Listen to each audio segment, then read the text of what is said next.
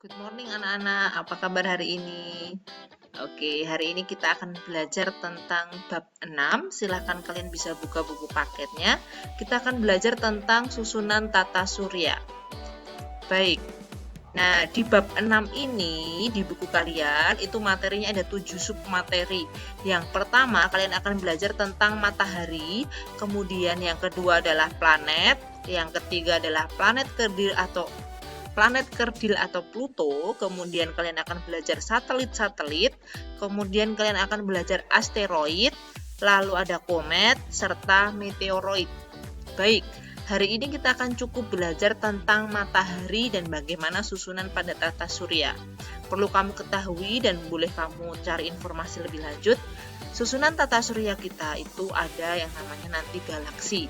Galaksi itu suatu kumpulan atau kelompok benda langit yang sangat besar.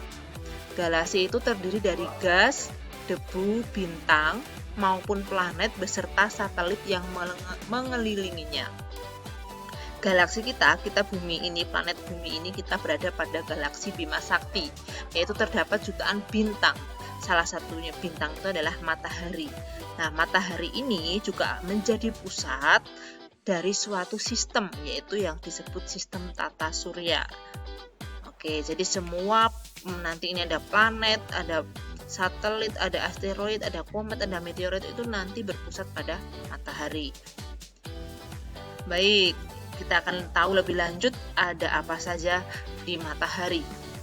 Matahari itu adalah bola gas yang sangat panas dan berpijar. Dia terdiri dari hidrogen yang kadarnya 70%, kemudian ada gas helium 25%, sisanya 5% itu ada oksigen, ada karbon maupun nitrogen dan belerang.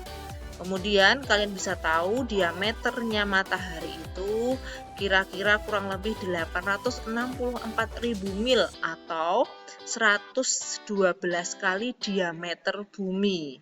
Oke, nanti kita akan pelajari di pertemuan berikutnya tentang bumi ya. Nah, ini yang perlu kamu ketahui di matahari yaitu ada beberapa lapisan ya. Di sini ada kromosfer, fotosfer, korona dan inti matahari. Yang paling dalam itu adalah inti matahari. Dia terletak di paling dalam pada matahari. Kemudian suhunya, bisa bayangkan suhunya 15 juta derajat Celcius. Betapa panasnya. Kemudian panas ini juga termasuk reaksi termonuklir. Apa itu? Yaitu reaksi penggabungan antara atom-atom hidrogen dengan menjadi inti helium. Jadi dia panasnya dari reaksi termonuklir. Yang kedua, kita akan lihat lapisan yang kedua itu fotosfer ya. Di sini ada fotosfer. Ketebalannya sekitar 350 km. 350 km. Kemudian lapisan ini memancarkan cahaya yang sangat kuat. Cahaya inilah yang bisa sampai ke bumi. Kemudian suhunya sekitar kurang lebih 6.000 derajat Celcius. Selanjutnya adalah ada kromosfer ya, lapisan yang ketiga ya setelah inti matahari. Terus ada fotosfer, kemudian sekarang kromosfer. Ini adalah lapisan gas di atas fotosfer. Ketebalannya sekitar 16.000 km. Kemudian ada suhu 4.000 derajat Celcius itu di lapisan bawah setelah fotosfer. Setelah fotosfer. Baik.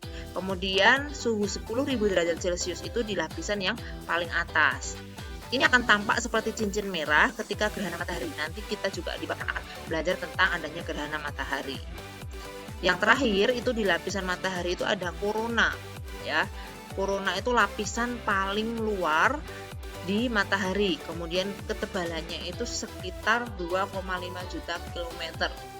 Lapisan gasnya sangat tipis, tampak seperti mahkota putih cermelang mengelilingi matahari. Jadi dia fotosfer korona ya, korona ini yang paling luar di sini. Oke. Kemudian suhunya sekitar 1 juta derajat Celcius. Dapat ini lapisan lapisan korona yang paling luar ini dapat kita amati melalui teleskop. Oke. Mungkin ada pertanyaan tentang materi lapisan matahari?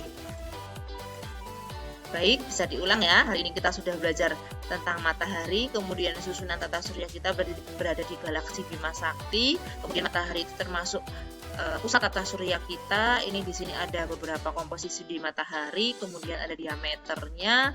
Lanjut ada lapisan matahari, yang paling dalam adalah inti matahari. Yang kedua itu akan ada fotosfer. Yang ketiga ada kromosfer. Yang paling luar adalah korona.